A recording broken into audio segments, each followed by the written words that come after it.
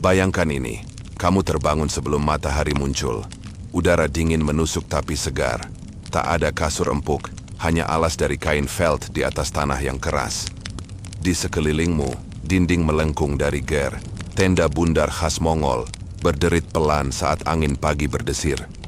Lubang asap di atas kepalamu masih mengepulkan uap samar ke langit. Tak ada waktu untuk bermalas-malasan. Camp sudah sibuk. Di luar, terdengar suara lembu menguak, kuda mengais tanah, dan anak-anak mengeluh mengantuk. Suara logam beradu, dan langkah kaki di rumput basah jadi musik pagi. Tugasmu sudah menunggu. Kamu menyambar jubah wol tebal yang sudah bolong di sana-sini, dan keluar ke hawa yang membekukan. Tak ada kamar mandi, tak ada privasi.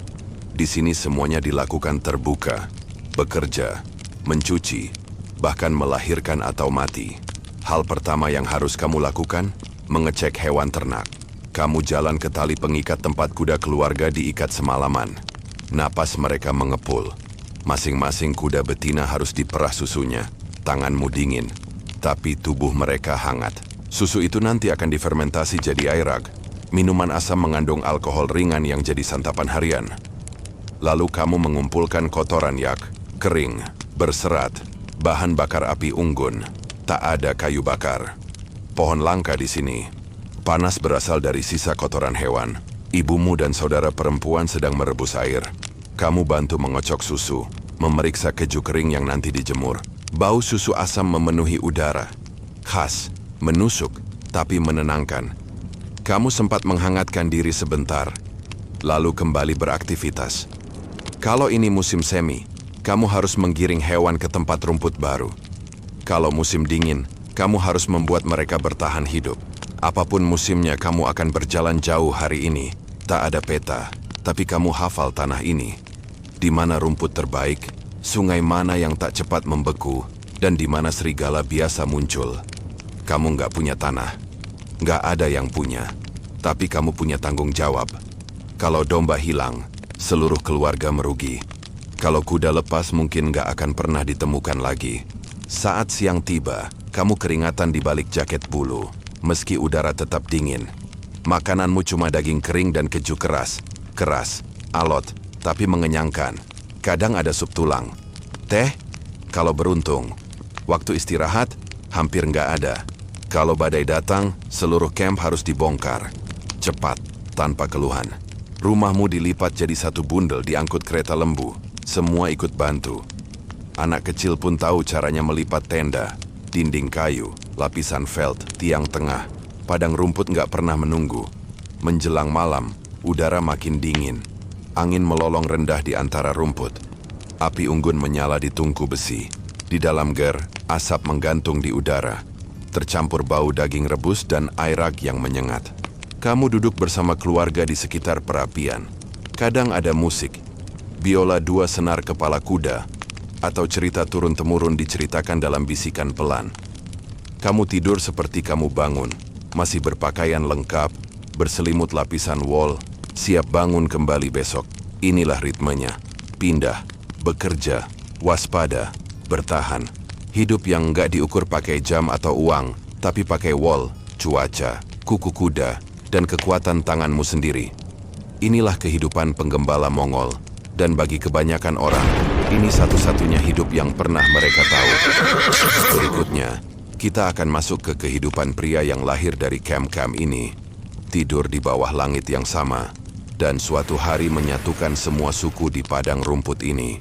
Nama Genghis Khan sering membuat kita membayangkan pedang terhunus, kota-kota terbakar, dan penaklukan brutal yang tak mengenal ampun.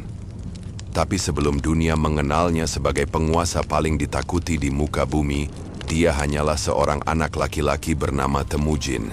Lahir dalam tenda kecil, di tanah tak bertuan, dengan masa depan yang lebih mendekati kelaparan ketimbang kekuasaan. Malam ini, mari kita lupakan sosok mitosnya sejenak. Mari kita pelajari kehidupannya yang sebenarnya. Keras, getir, dan penuh kehilangan.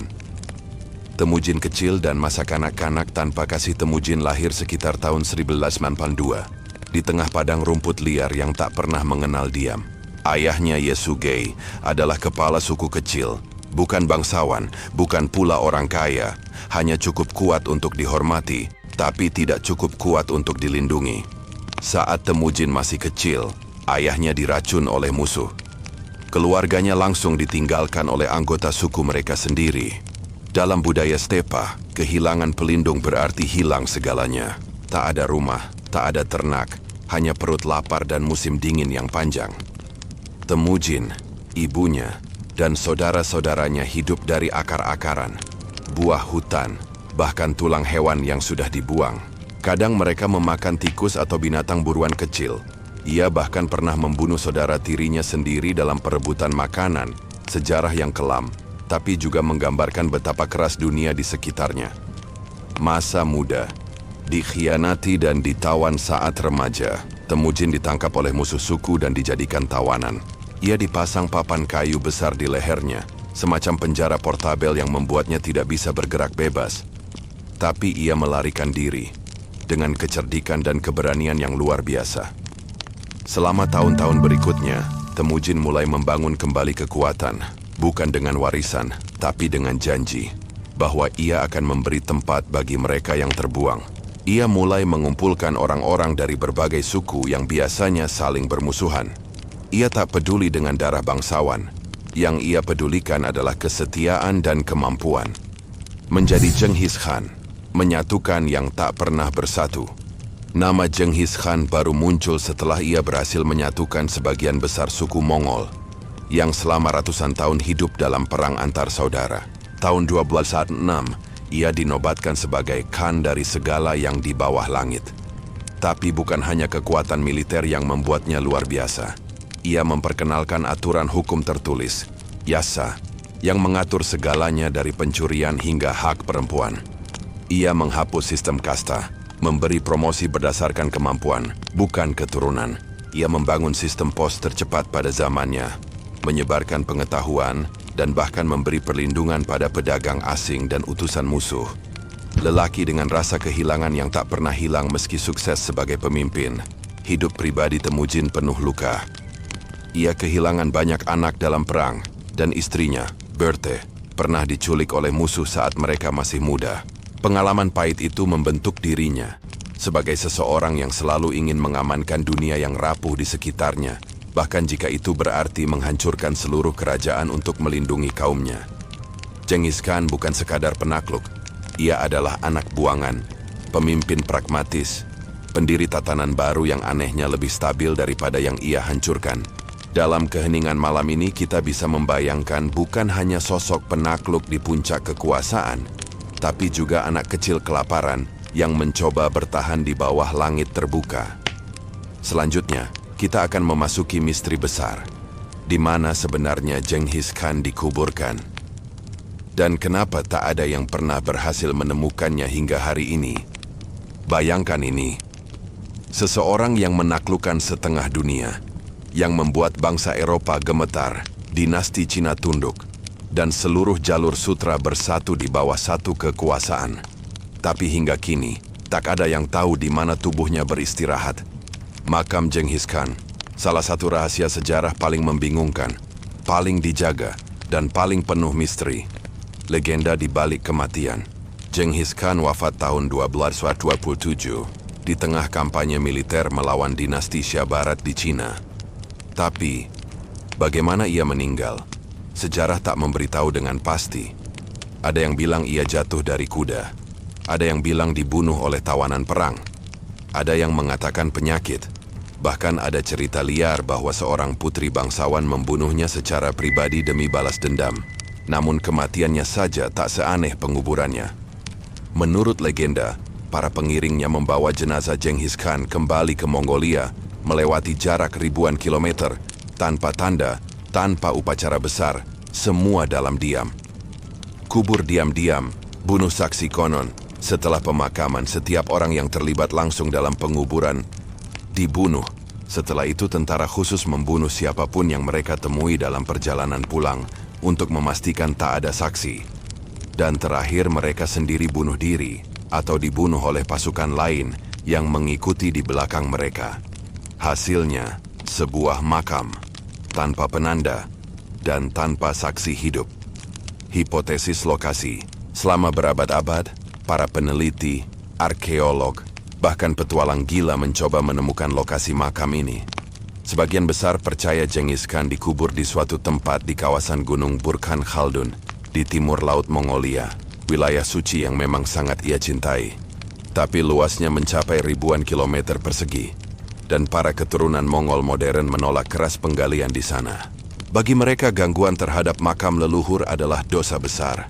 Situs modern seperti Valley of the Khans Project bahkan mencoba memetakan area lewat satelit, AI, dan survei tanah. Tapi hingga hari ini, tak ada bukti fisik, tak ada petunjuk pasti. Kenapa disembunyikan? Pertanyaan besar pun muncul. Mengapa pemakaman ini begitu dirahasiakan? Jawaban paling masuk akal adalah takut pemujaan. Genghis Khan sangat dihormati. Makamnya bisa menjadi pusat ziarah, kekacauan politik, atau bahkan tempat pemberontakan. Dengan menyembunyikannya, para penerusnya memastikan warisannya tidak digunakan untuk ambisi baru. Ia ditinggalkan bukan untuk dilihat, tapi untuk diingat. Diam-diam, dalam bisik, di antara angin dan padang rumput. Makna dalam ketidakhadiran. Dan mungkin, itulah yang ia inginkan. Genghis Khan, sang penakluk, memilih hilang dalam sunyi. Ia tak membangun piramida, tak membangun istana. Ia membiarkan namanya hidup, tapi tubuhnya larut ke dalam tanah, seperti semua penggembala yang lahir dan mati di padang luas ini. Sebuah akhir yang sangat Mongol, tak mewah tapi abadi. Setelah ini, mari kita naik ke sisi yang lebih halus dari kekaisaran ini. Bagaimana sebenarnya hidup sebagai kaum elit Mongol? Seperti apa istana di atas kuda? Makanan apa yang mereka nikmati? Dan bagaimana para istri, penasihat, serta bangsawan mengatur dunia yang terus bergerak? Kita sering membayangkan kekayaan sebagai hal yang statis. Istana batu, permadani sutra, meja makan panjang dengan lilin menyala. Tapi di Kekaisaran Mongol, kemewahan bukan soal dinding tinggi dan marmer. Di sini, kekuasaan dan kekayaan dibawa di punggung kuda. Para elit Mongol, termasuk anak-anak Genghis Khan, permaisuri, jenderal kepercayaannya dan bangsawan suku sekutu, menjalani hidup mewah, tapi tetap nomaden. Dan justru disitulah keunikannya. Kekaisaran terbesar dalam sejarah, dikelola dari dalam tenda.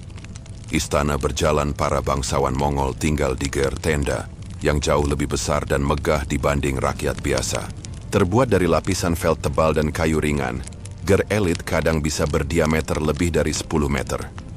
Dindingnya dihias dengan bordiran emas, permadani dari Persia, dan furnitur dari Tiongkok.